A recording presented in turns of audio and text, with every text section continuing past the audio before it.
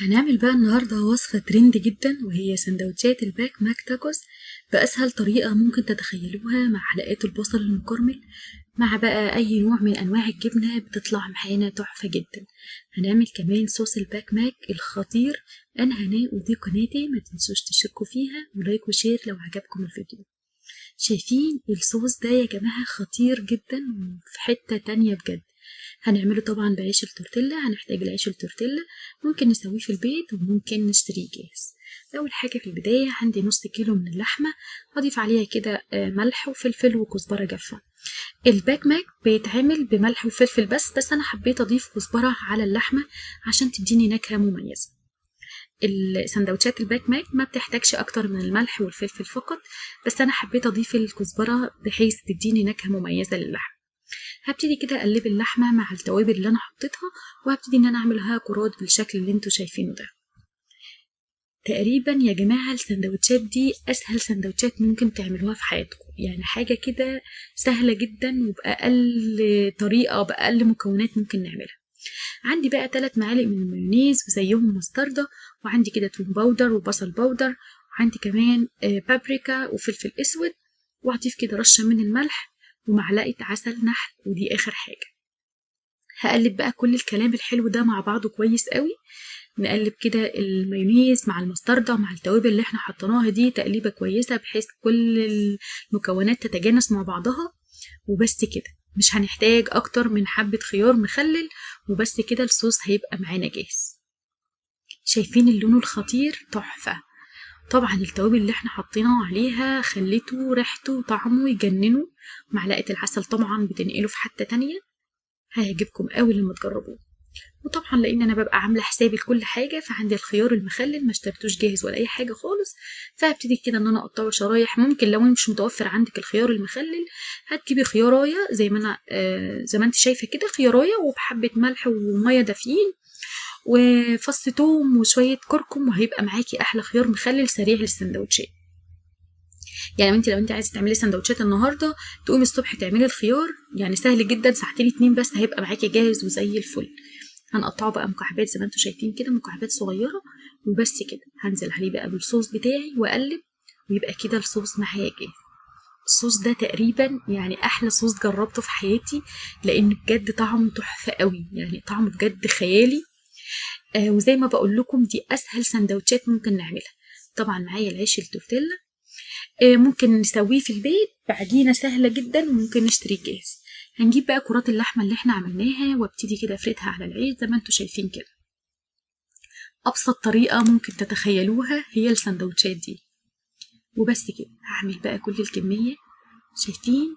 بس كده، هي يا دوب هنفرد الكرة اللحمة على الرغيف وبس كده، وهنبتدي ان احنا نسويه. اسهل طريقة ممكن تعملوا بيها السندوتشات.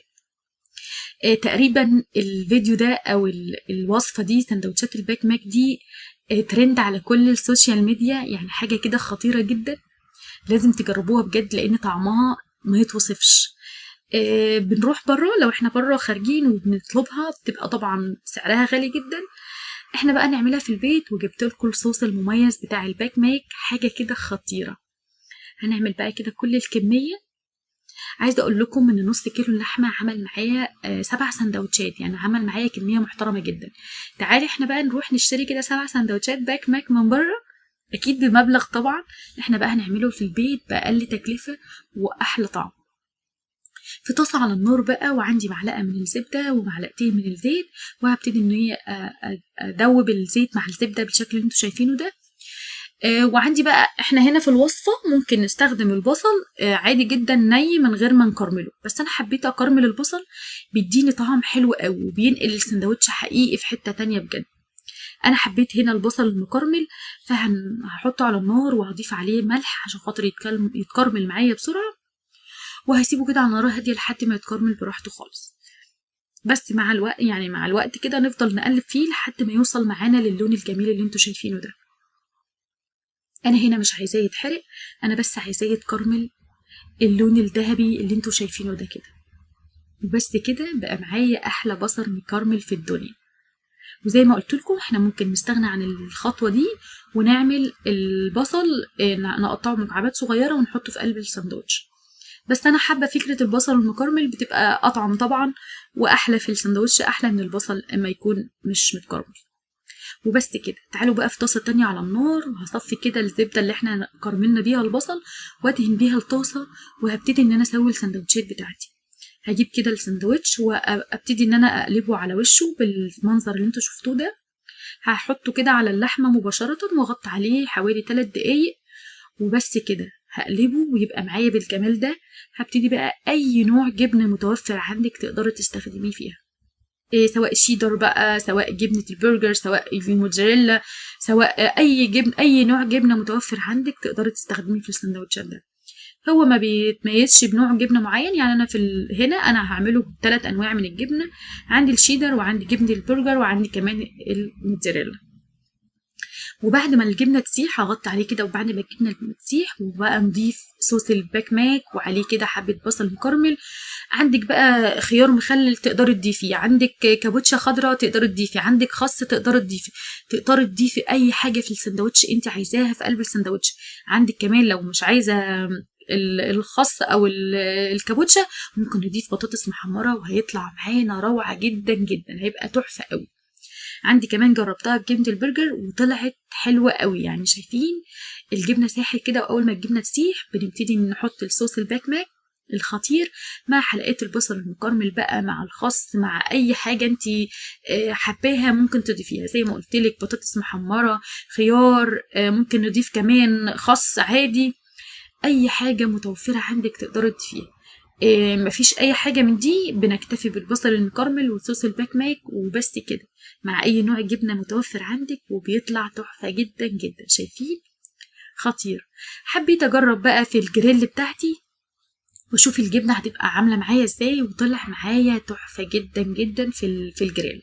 يعني شايفين؟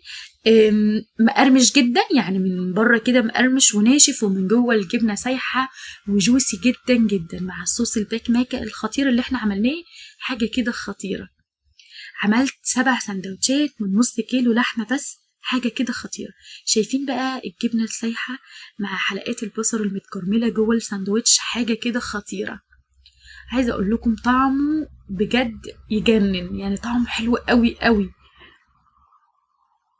لو جربتوه بره وعملتوه في البيت هتحبوه قوي في البيت، لان نفس الخطوات بتاعت بره هي نفس الخطوات بتاعت البيت، مفيش اي فرق. الجبنه سايحه جواه وطعمه خطير. شايفين عامل ازاي؟ حقيقي بجد طعمه تحفه. جربوه بقى بألف هنا وشفا. وتعالوا بقى نشوف الجبنه جواه عامله ازاي، حاجه كده خطيره.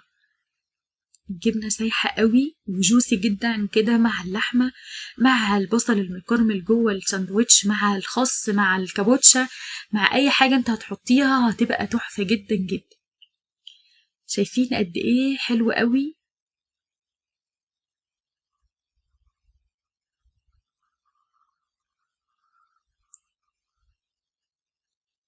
جربي بقى كده تقطعيه بالشكل اللي انا بعمله ده، وهيطلع معاكي تحفة جدا.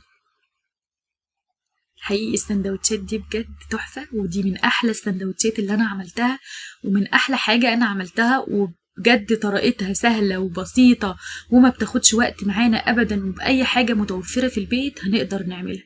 أتمنى تجربوها وتقولوا لي رأيكم في الكومنتات، وما تنسوش تشتركوا في القناة.